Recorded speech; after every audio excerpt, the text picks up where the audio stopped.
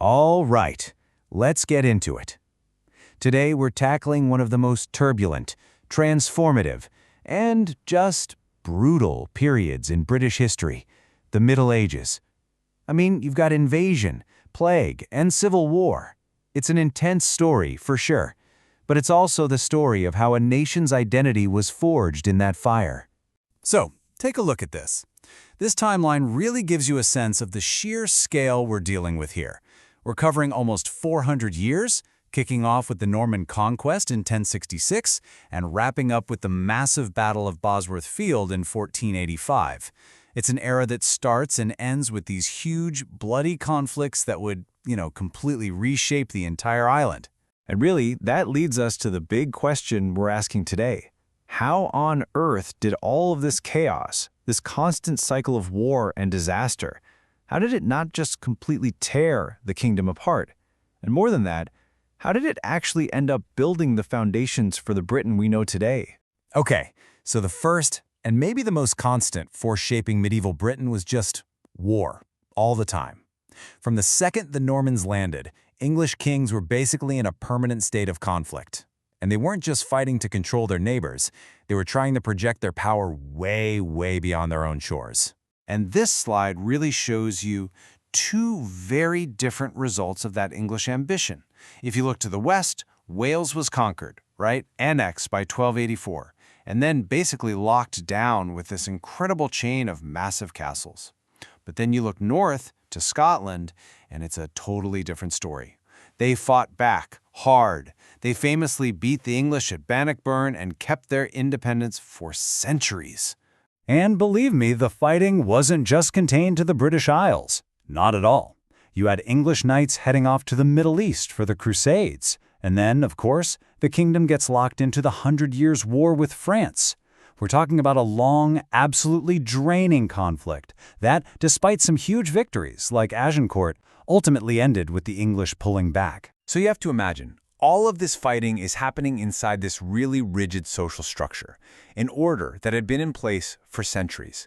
But that entire system was about to be completely shattered, and not by an army, but by a biological disaster that came creeping in from the east. And that structure was called feudalism.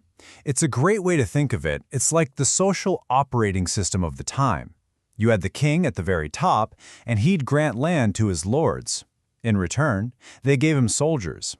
And then, way down at the bottom, you have the peasants, the serfs. And these people were literally tied to the land they worked. No freedom, no power, nothing. And then, 1348, the Black Death arrives. And this isn't a war, it's not a famine, it's a microscopic invader that just tears across Britain. In only a few years, it killed an estimated 1/3 of the entire population. Just stop and think about that for a second. 1 out of every 3 people you knew, gone. I mean, the scale is almost impossible to wrap your head around. This wasn't just some crisis. For the people living through it, it was an apocalypse. The shock, the devastation, it sent a massive tremor right through the foundations of their entire world. But here's the really wild part. This unimaginable tragedy had a completely unexpected side effect. Think about it. With so many people gone, suddenly there's a massive labor shortage. And for the very first time, the peasants who survived actually had some power. They had leverage. They could demand more money, better conditions. And just like that, the old chains of feudalism started to snap, and the whole system began to fall apart. So as that old social order is crumbling, a new political order starts to rise up and take its place. And the central idea that a king could just do whatever he wanted, well, that was about to face its first really big challenge. And that challenge came in the form of the Magna Carta, the Great Charter. Now, we have to be really clear about this. This was not a document for the average person, not at all. It was forced on King John by his powerful nobles who were trying to protect their own rights. But, and this is a huge but, in doing so, they established a revolutionary idea. For the very first time, the king himself was not above the law. And that single principle, well, it eventually led to the rise of Parliament. What started out as just the King's Advisory Council, a bunch of nobles and bishops, it slowly turned into something more formal. It split into 2 houses, the House of Lords, for all the aristocrats, and the House of Commons, which started to give a voice to knights and wealthy townspeople. You can see it right there. Power was slowly starting to spread out. Okay, so you've got society changing, politics changing, and right alongside all of that, culture itself was being completely remade. Out of all this chaos, a uniquely English identity started to form, and you can see it and hear it most clearly in the actual words people were speaking. This is actually fascinating. What you're seeing here is the fusion of two languages that created the English we speak today. For centuries, the bosses, the ruling class, they spoke Norman French, but the common folk spoke Anglo-Saxon. And over time, the two just mushed together. You can still see the echoes today. Words about power and law, like demand, tend to come from French, but the earthy, everyday words like cow and summer, they're from Anglo-Saxon. And this brand new language really found its champion in Geoffrey Chaucer and his masterpiece, The Canterbury Tales. I mean, this was a huge deal. For the first time, a major work of literature wasn't written in fancy French or Latin, but in the actual language of the English people. And once the new printing press got a hold of it, it just exploded, becoming a cornerstone of a new national culture. But the Middle Ages were not going to go out with a whimper. Oh no!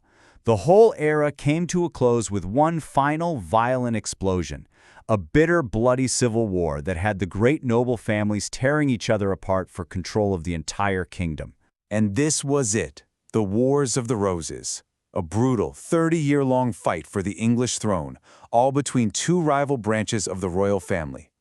On one side, you had the House of Lancaster, with their symbol, the red rose. And on the other, the House of York, with the white rose. So after decades of back-and-forth fighting, it all finally came down to one single, decisive battle, the Battle of Bosworth Field.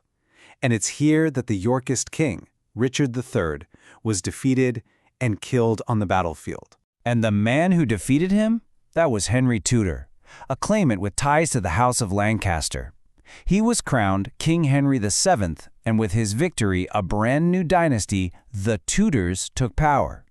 And that, right there, effectively brought the curtain down on the English Middle Ages. Now, to put a final end to all the bloodshed and start a new chapter, Henry made an absolutely brilliant political move.